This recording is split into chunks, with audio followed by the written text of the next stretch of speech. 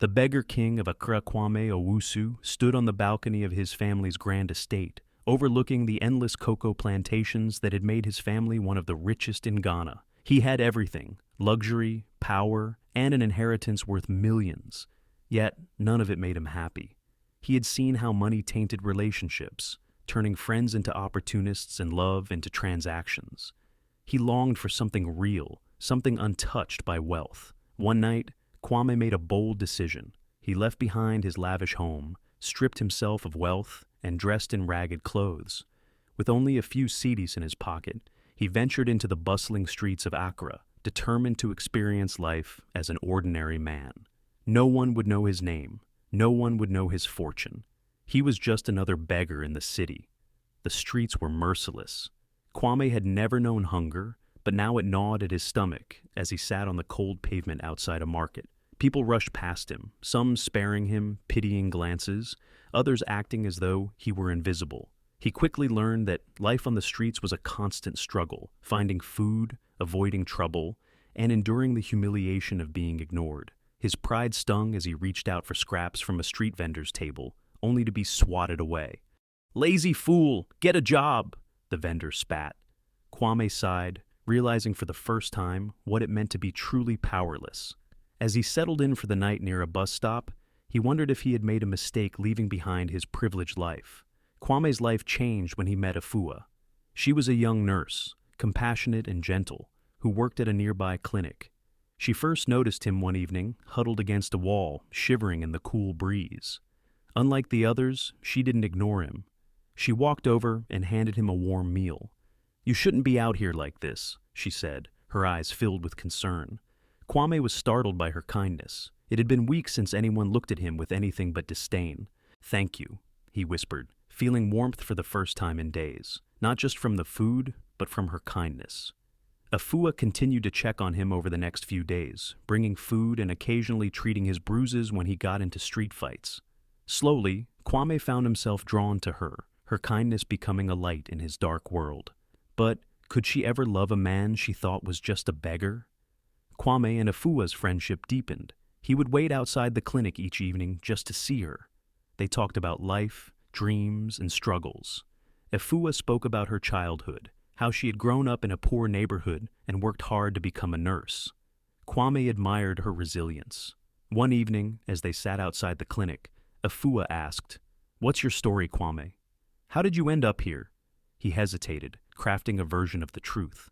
"I lost my family, had nowhere else to go." It wasn't a lie, but it wasn't the whole truth either. Afua nodded, sadness in her eyes. "You deserve better." Kwame realized he was falling for her. But would she still care if she knew he wasn't really poor? Just as Kwame's feelings for Afua grew, another man entered the picture, Nana, a wealthy doctor who worked at the same clinic. Unlike Kwame, Nana openly pursued Afua, showering her with expensive gifts and invitations to fancy restaurants. Everyone saw him as the perfect match for her. Kwame watched in silent pain as Nana charmed Afua, offering her the kind of stability he could never provide as a beggar. One evening, as Afua excitedly talked about Nana's dinner invitation, Kwame's heart sank. Was he fooling himself into believing she could ever choose him over wealth and security? Afua found herself torn between two worlds. Nana represented a secure, stable future, while Kwame was a mystery she couldn't unravel. Her heart leaned toward Kwame, but the reality of his situation made her hesitate. Could she truly build a future with someone who had nothing? Meanwhile, Kwame struggled with his emotions. He had come to the streets to seek truth, but now he was faced with his own deception. He wanted Afua's love, but he feared revealing his identity too soon. What if she only saw him as another rich man playing games with people's lives? Determined to prove that Afua cared for him beyond material things, Kwame decided to observe her reactions closely. He pretended to accept his fate as a beggar, making no moves to compete with Nana. Instead, he listened as she confided in him, analyzing her words and emotions. One night, Afua sat next to Kwame outside the clinic. "You know, Nana has been wonderful to me," she admitted. "But there's something about you, Kwame. You make me feel seen." Kwame's heart raced. But was that enough? Was it true love or just pity? Nana, sensing Afua's hesitation, grew impatient. He invited her to an extravagant dinner at one of Accra's finest restaurants. "Let me show you what life with me could be like," he urged. Efua, curious but still undecided, agreed to go. Kwame, meanwhile, watched from a distance. He knew he couldn't compete with Nana's wealth. That night, as Efua dined in luxury, he sat alone under the stars, wondering if his journey had been a mistake. Had he gambled too much on a love that might never be his?